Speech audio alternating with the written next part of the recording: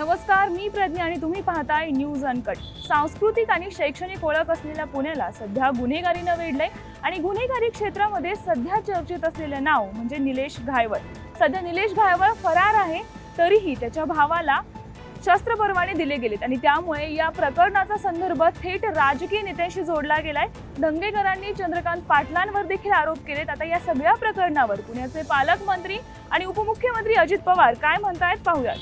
निलेश घायवळचं सगळं प्रकरण तुम्ही बघताय।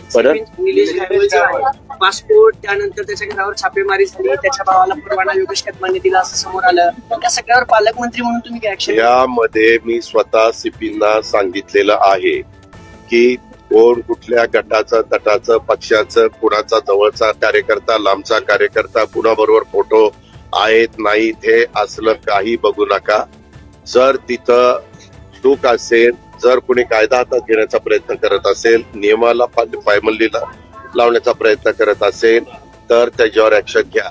त्यांनी मला सांगितलं की जरी काहींनी शिफारस केलेली असली तरी इथल्या सीपीनी त्यांना परवाना शस्त्र परवाना दिलेला नाही असं स्वतः आयुक्तांनी मला सांगितलेलं आहे। आणि आयुक्तांना पण मी सांगितलं की हे कुणाचाही पुण्यामध्ये असो नाहीतर पुण्याच्या बाहेर महाराष्ट्रात कुठेही असो, कायदा सुव्यवस्था चांगली ठेवणं हे सरकार म्हणून आपलं सगळ्यांचं काम आहे। पोलिसांची पण ही महत्वाची जबाबदारी आहे। मी त्याच्यामध्ये कुठल्याही परिस्थितीत कुणाकडनंच राजकीय हस्तक्षेप होऊ देणार नाही। मी काल 2 दिवस मुख्यमंत्री उपमुख्यमंत्री आणि आम्ही सगळे तिघं एकत्रच होतो ह्या 2 पंतप्रधानांच्या कार्यक्रमाच्या मुळे। त्याही वेळेस हा विषय निघालेला होता। त्यावेळेस मुख्यमंत्र्यांनी पण हीच भूमिका त्या बाबतीमध्ये मांडली की अजिबात कुणाचे फिकीर करायची नाही। ज्यांनी कुठं चुका केलेल्या असतील त्याच्यावर रीतसर कारवाई करायची आणि एकंदरीतच या सगळ्याची चौकशी करून जे कोणी दोषी असतील, जे कोणी संबंधित असतील त्यांच्यावर पुढची ऍक्शन एक मिनिट पुढची ऍक्शन घ्यायची। आणि पत्रकार मित्रांनो, आपल्याला माहिती आहे आता मी इथं आलोय, तुम्ही बघताय सकाळपासून अनेक लोक येतात आणि बरोबर फोटो त्या ठिकाणी काढतात। आता आपल्याला माहिती नसतं कोण नक्की कसं काम करताय काय करताय। त्याच्यामुळं अलीकडे जे काही मोबाईल आलेले आहेत किंवा मोबाईलच्या द्वारे व्हिडिओ काढले जातात किंवा फोटो काढले जातात किंवा सेल्फी काढल्या जातात वगैरे, हे काढल्या गेलेल्या असल्या तरी एखाद्याच्या बरोबर फोटो असला म्हणजे त्याचा संबंध असतो अशातला भाग नाही। पण जर तो कुणी त्यांचे चौकशी करत असताना कुठं फोन संभाषण पुरावे अशा ह्या सगळ्या गोष्टी लक्षात आल्या, निदर्शनास आल्या तर त्याच्यावर ऍक्शन घेतली पाहिजे। म्हणतात की चंद्रकांत पाटील हे त्याच्या पाठीशी आहेत। ऐका ना, मी आता तुम्ही पत्रकार मित्रांनो माझी हात जोडून विनंती आहे, तुम्ही तुमचा मान ठेवण्याकरता मी थांबलो लगेच। तुम्ही काय करता, माझं बोलणं झालं की हे असं म्हणतो ते तसं म्हणतो, कोणी काय म्हणतं हा ज्याचा त्याचा प्रश्न आहे। मला त्या संविधानाने प्रत्येकाला तो अधिकार दिलेला आहे। माझं एवढंच मत आहे, मी राज्याच्या प्रमुखांशी बोललोय, मी पालकमंत्री म्हणून अनेक वर्ष तुम्ही मला बघताय, त्याच्यामध्ये मागच्या काळामध्ये काही बाबतीमध्ये बरेच त्याला 10-12 वर्ष झाली असतील, काहींना पक्षप्रवेश त्यावेळेस आजमबाई पानसरे यांनी मला आग्रह केला होता, ते माझे जिल्हा अध्यक्ष होते पिंपरी चिंचवडचे, आणि तो पक्षप्रवेश झाल्यानंतर माझ्या लक्षात आलं की काहीतरी गडबड झालेली आहे आणि अतिशय चुकीच्या व्यक्तीला पक्षात प्रवेश केला। पण मला कळल्या मी संध्याकाळी काढून टाकलं।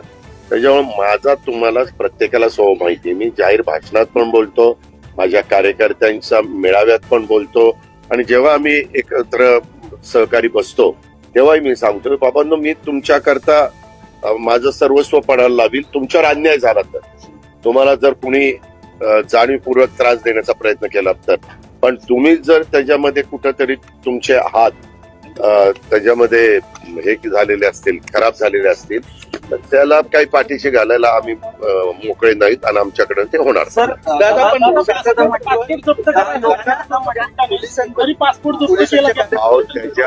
त्याच्याच बद्दल सगळी ती चौकशी करायला सांगितलेली आहे।